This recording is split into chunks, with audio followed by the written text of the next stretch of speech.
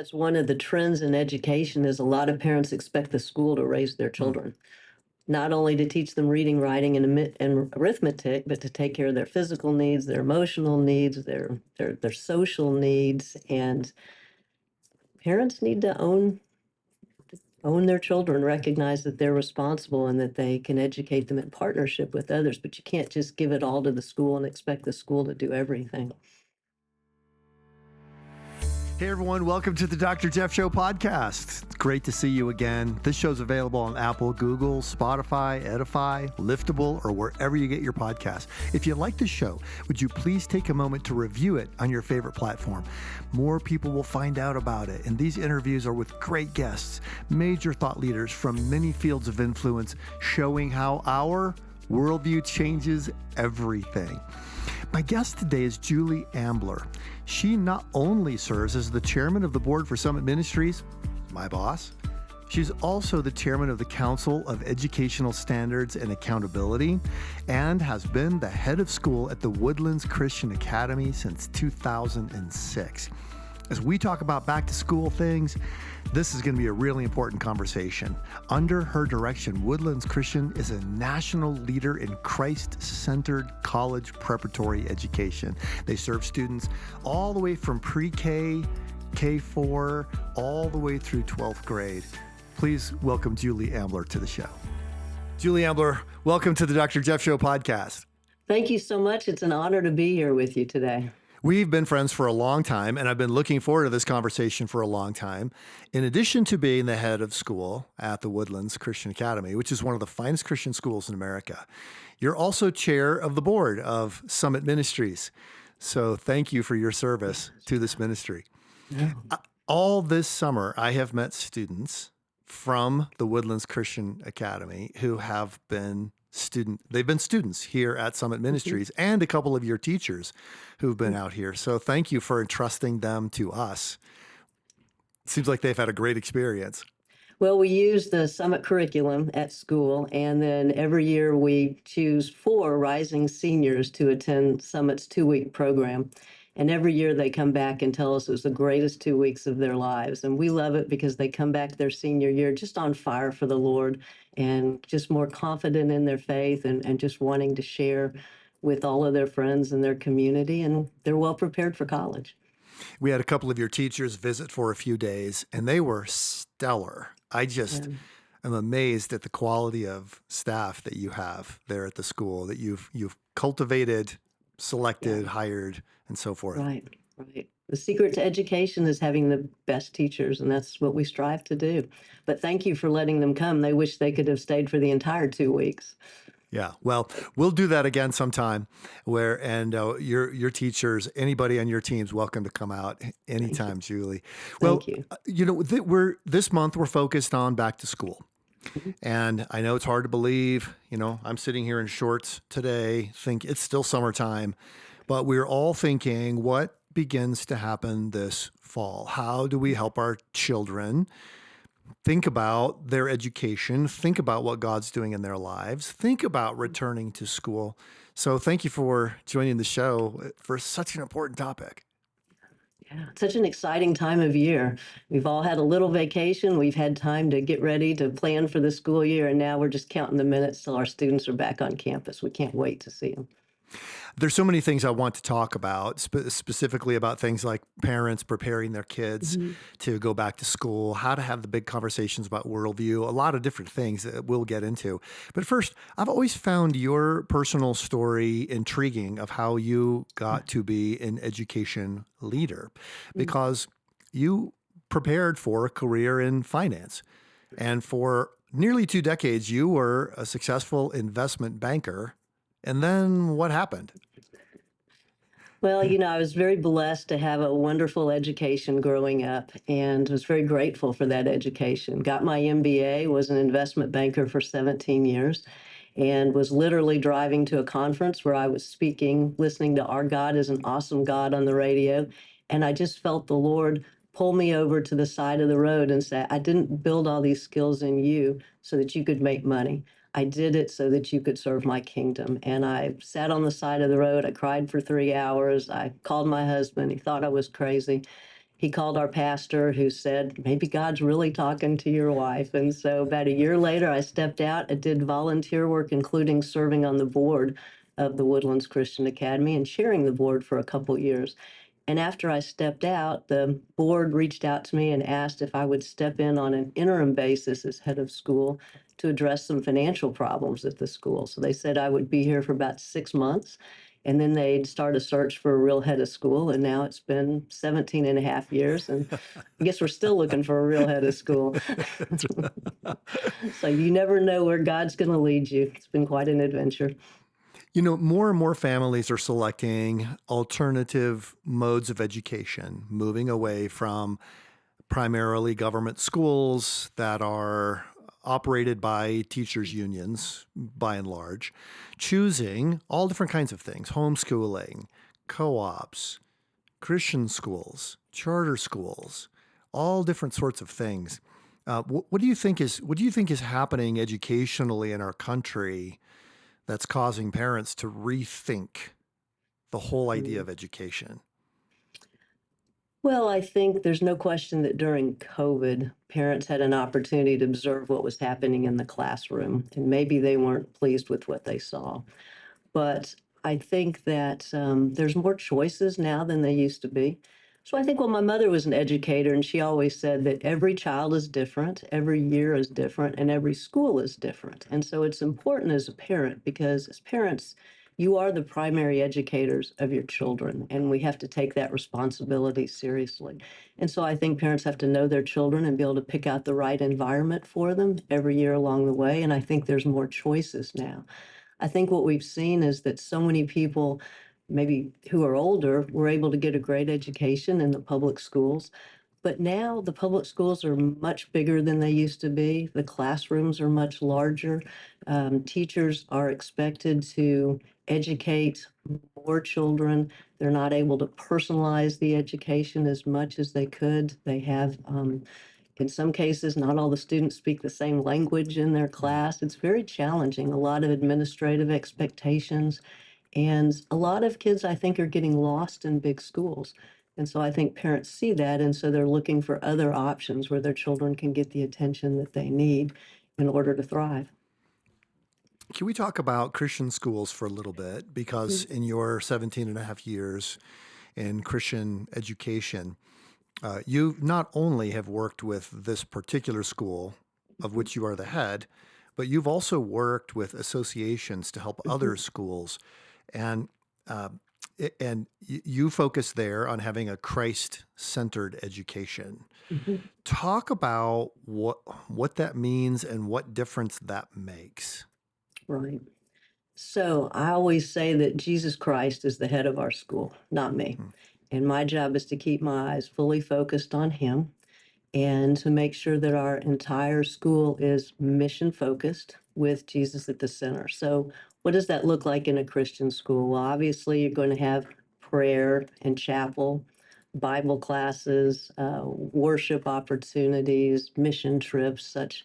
But you also are going to have Christ and the truth of the Bible integrated into every single subject that's taught in a Christian school. So if you're studying math, math is just a tool to teach you about God. So through studying math, you learn about order and patterns and rhythms and numbers. If you're studying science, you're learning about the amazing creation of God. And the more we learn, the more we discover, the more we appreciate how amazing He is and what He's done. And so everything that we teach is God centered in a Christian school. But I think the biggest key to a Christian school comes down to the teachers. So the teachers in a Christian school, they love the Lord, they love the subjects that they're teaching, and they love the students that are there. So they build personal relationships with those students. They get to know those students, they pray with those students, they encourage those students. I think that, in Christian schools, we recognize that every person is made in the image of God with unique gifts and talents. And in a Christian school, we focus on helping our students to discover those gifts and talents and to develop them. And so they're in an environment where they are surrounded with love, surrounded with Christian values. One of the things we believe in a Christian school is the importance of the three-legged stool. So if parents are the primary educators of their children, they do so in partnership with the church and in partnership with the Christian school. And so Christian schools generally see that that three-legged stool is the most balanced, safe way for students to grow up getting consistency throughout their lives from all those three major areas. What you're describing is so compelling because I remember going through school, going through college and graduate school and another graduate school. I had 72 different classes. I probably had two professors who had a Mhm. relationship with Christ out of Mm, 72 classes. right, And well, I should say two who had a relationship with Christ who were willing to bring a biblical worldview to bear. hmm, Now, they weren't trying to proselytize. They were just trying to make the truth, reality itself, the actual basis of their class. right. But that's not something that happens in a lot of school environments. Right. I mean, everything you teach has value to it. So which value are you teaching? And it's so important to know what your teacher believes, what their values are, what they stand for, because, you know, values can't really be taught. They're caught by Hmm. the people you're around and by the environment that you're in. So that's one of the advantages to a Christian school environment. That's a good transition into parents preparing to go back to school for with their children for this fall. And I'd love to just talk about that a little bit. Uh, I don't know how your years growing up were, but for me, my parents were really good in not really pestering me about my grades. They wanted me Mhm. to give good effort, but I don't remember ever having a conversation with them where they said, "You've got to get better grades." It was always, "Are you giving a good effort? Are you Mhm. learning? Are you growing?" And so forth. I'm curious what your philosophy is about achievement and grades and things like that, because I know your students are going off to top colleges, and I'm sure there's a lot of pressure. Yeah, I think that there is a lot of pressure on students for grades and to be successful. And there's a lot of pressure on parents for their children to be successful. And they look at grades, I think, to measure that. I think what we've seen is, as again, at public schools, as the focus has been more on um, teaching sort of the facts that they need to teach, but it's more focused on facts. It's focused on testing. It's focused on short answers, things that are easier to grade. And so there's not as much focus on it because the classes are so large, you have to focus on grades. So that's the only way parents know if their children are doing a good job or not. So in a smaller classroom, you're actually able to focus on things like creativity and some of the more nuanced learning like writing. So learning how to write really teaches you how to think. But it's hard to put a grade on writing because that's a process. And so you're teaching the process of learning, the process of thinking, but you can't grade it. So you don't see it all the time. And so that's hard for parents. They want to see their kids make straight A's. I always say with parents, they think A's are average, B's are bad, and C's are catastrophic. And, it kind of goes back to, I think it's so important that children understand that they are made in the image of God because we don't all have the same gifts and talents. We're not all good at the same things. And it's very important that we realize some things are just going to be harder on us. We have to struggle. Some things are going to come easier, and all that's okay. But I do think parents need to remember that they've already been to school, and this is their child's time to go to school. And they need to let their child have those experiences at school and learn, and not just pressure them for grades only, because then children don't enjoy the learning process. Mm. Yeah. Wow, that's really wise. That they are the ones going to school, that they've got lessons to Mhm. learn, that they have to face down difficult things. They have to be prepared to stand against the giants. All of those things They do. you can't do for them anymore. You can't, but parents try to do those things for them, and they shouldn't. And they need to remember that when children are at school, they're in a different environment, different stresses, different opportunities and challenges for them. And sometimes their child may not act the same at school as they act at home. So one thing we see is And one thing I'd really like to stress is for parents to recognize the challenge of teachers. So when a teacher calls a parent and explains about a discipline issue to a child, with a child, I don't know that parents always trust the teacher. We'll often hear them say, "Well, my child never lies." Well, your child is 6, your child did lie. I'm the adult in the room. I didn't see it. And parents get mad. They may, they may not see certain behaviors at home, but they may come up at school. And so I think it's important to trust the teachers, especially since teachers are having a hard time these days. We're losing teachers in the industry. I think after COVID, I think a lot of teachers burned out.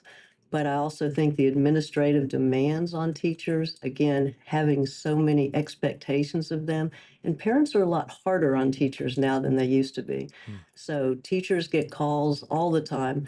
Why did Johnny make a 90 on this test instead of 100? Well, maybe Johnny missed a few questions. It's not the end of the world. Parents believing everything their child said during the day, not believing the teacher. Teachers work hard. They enter education because they love children and because they love teaching. And so I think it's important to partner with those teachers and really be encouraging and trusting of them. Hmm. Yeah, that's a good word.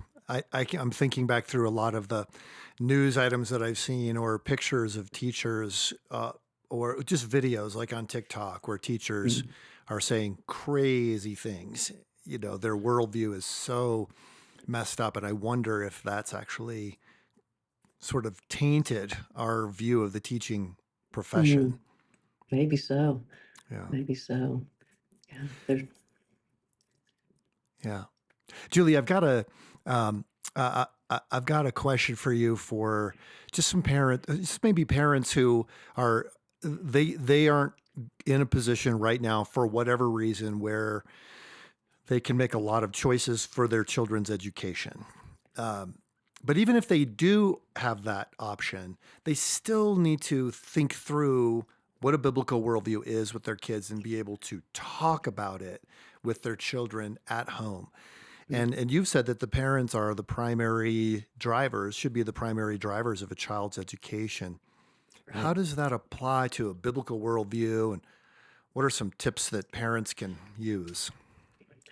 Yeah, I think the first thing that I'd recommend to parents is make time in your schedule for your children. And that sounds crazy to say, but have traditional dinners at night with the whole family. Sit down, put the technology away, and make space for conversation so your children know that every day there's a time when they can ask questions, they can debrief, parents can talk to their children, hear about their day. I see families all the time who are eating fast food dinners in their car while racing from school to Right, lessons to right. practices, and the children are in Mm, the back seat watching cartoons on mm, TV. I think it's so important to prioritize family dinners, use that time in the car to talk and visit. I think that's the first step is finding time. And then I would say don't overschedule your children. They need that time to be quiet, to debrief, to just process what they're going through, and honestly, to be a little bit bored because that's when they ask questions, have adventures, develop interests. I would cut out social media all week long and limit it on the weekends. But I think the first thing is to create time for those conversations. And I think the second part of that is to ask your children questions, listen to them, don't judge, let them talk. But in order to help them with the Christian worldview, I think it starts with the parents have to understand what a Christian worldview is. mm. Yeah. And I don't think we always learn that in the churches. I didn't learn that growing up. Summit has wonderful resources for helping parents to understand a worldview. And that when parents understand that, it creates some just wonderful conversations with children when they bring up situations in their lives or in the news or things that they're worried about, for parents to be able to talk them through with questions about a Christian worldview. I think make the time for those conversations and be prepared to have them whenever that you can. Mm. Yeah, that's really good. Just the space for conversation. That's really discipleship. That's what Jesus Mhm. did. He walked with his disciples, and there's lots of time for conversation. He asked 288 questions in the Yeah. Gospels. At least that's what a friend of mine said. He counted them up. Uh, Talk a little bit about preparing for the years after high school.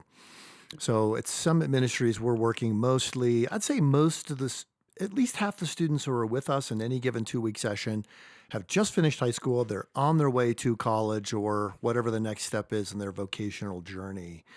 Can you give us some insights on some of the things you've found have helped your graduates be Mhm. successful after high school? Yeah, so one of the things we offer is a class for all of our seniors, which is essentially preparing them for next steps. And parents could create such a class as well. But the students actually write a life plan, what they hope to accomplish with their lives. They set goals for what they hope to accomplish when they're in college. And that includes, goals spiritually. If I'm going to go to church, I'm going to be in a small group, setting those kinds of Yeah. goals. We bring back, most of our alumni will come back the next year and they'll talk to our seniors and they'll tell them what it was really like in college.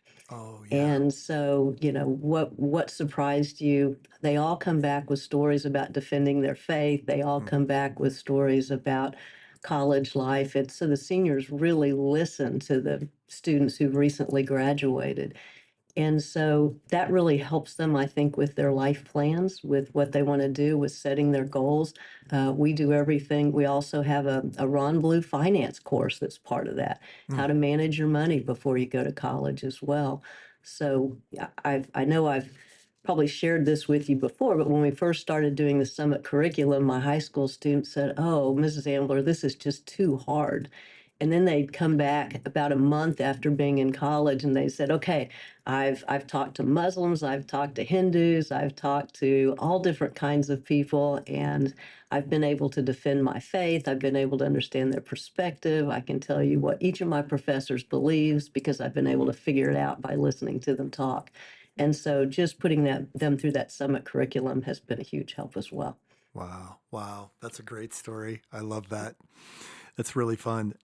I'd love to, as you know, as we kind of land the plane here a little bit, I'm still intrigued by something we talked about at the very beginning of our conversation about the nature of education and the shift that is taking place.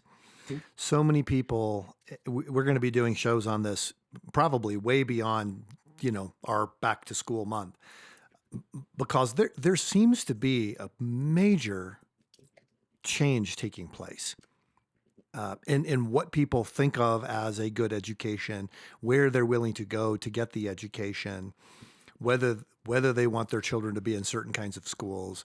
The charter school movement, for example, is now in 45 states and the District of Columbia, and mostly serving children who live in communities where things aren't going very well and they don't have very many good options for their education. Now this gives them some choices. Mhm. But if you were to, let's say, somebody put you in charge of, you're the Secretary of Education for the state of Texas. Okay. Uh, what what are some of the things that you would be looking at or encouraging to try to recover the value of education, the creativity, the surprise? I don't know what all of the things that we kind of feel like, that's really important, but I can't quite put my finger on how to say it. What are some of the things you'd be focused on? I think there's too much bureaucracy. There's too much Mm. administration. I mean, ultimately, teaching has always been about a relationship between a student and a teacher. And so when all of the standards are developed in Washington, D.C., or the state level or whatever, that doesn't necessarily work for every single student and not necessarily at that place. I mean, a good teacher is going to go faster for a student who needs to go faster or slow down for a student who needs to take time. I would love to see them get away from just everything being standardized tests and filling in the blanks. Again, there's nothing like learning how to write a really good outline, to do some research, to really learn how to write and communicate what you're learning. There's nothing like reading. There's nothing like hands-on projects. And there's not enough time for that when you're trying to follow a big scale. So I'd love to see as much of education move back to a local level, Mm. honestly, Wow. because Yeah. different communities have different needs. And so what are the needs of this community? And I think, again, goes back to the parents. The parents know what their children need and what's best for them. And there's good Mm. curriculums out there depending on what you're looking for. Yeah. Wow. Yeah, that's such good insight. Uh, when I was with the Summit Ministries students yesterday, we were talking about should Christians be involved in politics? And Mhm. one of the most of them, I always ask, kind of, give me a poll here, show of hands, and 3/4 of them are just sick of politics. They're not interested. Yeah. They don't want to be involved at all. So then I know, all right, I've got a case to make. In 45 minutes, I've got to at least move the needle to help them see that you've got to be good citizens. To say things should return to the local level is a consistent principle that Christians have embraced Mhm. for centuries, if not millennia, that the best decisions are made by the people who are closest to the problems that are being Mhm. experienced. Mhm. But that requires us to step up a whole lot more. And yeah, just that was just my thought as It does. I you were think talking that's about that. one of the trends in education is a lot of parents expect the school to raise their children, Hmm. not only to teach them reading, writing, and arithmetic, but to take care of their physical needs, their emotional needs, their social needs. And parents need to own their children, recognize that they're responsible and that they can educate them in partnership with others. But you can't just give it all to the school and expect the school to do everything. Hmm. Earlier, you mentioned parents partnering with teachers, Mhm. and I love that concept. I'd love for you to expand on that a little bit. What does that look like? Because you and I've talked about some of the pressures that teachers face from parents, the Mhm. unreasonable expectations. But what should a parent do in order to create that good partnership? Well, first of all, obviously, meet the teacher, get to know the teacher a little bit. And if you have concerns about your child or areas where you think your child struggles or needs more help or thrives and wants more attention, communicate that with your teacher. Let them know what your child's learning style is, anything you're worried about, anything your child's worried about, and then let that teacher help you at school communicate back with you and teachers can be good about that, letting you know that, hey, here's the good news. Your daughter just aced this test today, or here's something we worked on in class. She seemed to be struggling with it a little bit, so you might want to work with her a little bit more on this at home. I think teachers are willing to let parents know areas that they need to work on, areas that they're doing well, but just having that communication, but doing so in a very kind partnership way, because both the teacher and the parent want the best for the child. And so by talking to each other and communicating about how they can jointly help that child, I think very much helps. I'm not saying parents should be helicopter parents and be in the classroom and know every last thing, but we all know there's a few things our children might need more help or more challenge on. So just communicating that and having those respectful conferences. As I said, kids do make mistakes in class, and so just be respectful and listen and partner with the teacher. And sometimes you get wrongly accused of something, but that's the real world. And sometimes we make mistakes, and that's okay. Let's learn from it. But I don't think students learn from it if the parents take the student's side and they're against the teacher. So Yep. I think it's just Yeah. important to have a united front and be on the same page with the Mhm. parents and the teachers. And that happens through communication, Yep. which a lot of parents may not realize is actually something the teacher wants Yes. and can really help with. Right. Yeah. Right. Wow. This has been a fun conversation. My children are all grown up, and my youngest one is in college right now. So it's a very different conversation at our house about how to get ready for school, go back. It is very much a worldview conversation for sure. Mhm. But I'm really grateful for the opportunity to talk with you and to hear a little bit about the Christian schools as an option. So if there's a Christian school in a community and that's something that parents want to consider, how would they, you know, how do they find out? Is there like a website that you go to? Here's the Christian schools that are near you. or sort of like here's the Chick-fil-A's that are near you at this moment, or whatever. Right How there. do you select one? There can be. Certainly, there are organizations that accredit, like ACSI, for example. You could go to the website, look for ACSI schools, CISA, Council of Educational Standards and Accountability. They're different organizations. Probably in this day and age, you can just Google Christian schools near me and it'll bring up the schools. But obviously, find the schools that are near you, go visit them, tour. I encourage people to visit multiple schools and just find where the best fit is for you. But looking for those schools, I think that are accredited is important too. Yeah. And it's fun to see the Christian school movement growing up in so many ways. You can go to a Christian school and find a really good science lab, a really good gymnasium, a really good athletics program, a good Right. drama program. All of the things that people used to feel they would have to sacrifice if they went to a Christian school as opposed to a government school are being That's provided right. more and more. Well, and not only that, in a Christian school, typically smaller than the local public school, students can participate in all of that. So you can play multiple sports, you can be in the fine arts production, you can be in the STEAM lab, you can get all the classes that you need, all with the Christ-centered heart in the middle of all of it, taught and coached by Christians. Yeah. Wow. Well, Julie, thank you so much for taking time to be on the show today, especially for parents who are preparing for the back to school moment here. It's very encouraging. Great words. Thank you. Thank you very much for having me, Jeff. It's an honor. Thank you to my guest today, Julie Ambler, for coming on the show. The Dr. Jeff Show podcast is a resource of Summit Ministries, and Summit equips and supports the rising generation to embrace God's truth and champion a biblical worldview. If you want more resources that can help you live out a biblical worldview, just as we talked about in this show, as a student or as a parent or as an educator or a church leader, whatever, please go to summit.org/resources.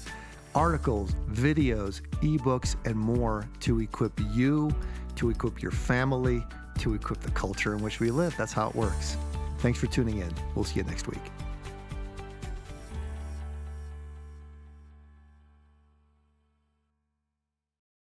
Hey, are you looking for more great podcasts that can help build your faith and give you inspiration? Our friends at Edify have what you need. You can find more podcasts, including the Dr. Jeff Show podcast, on the Edify app.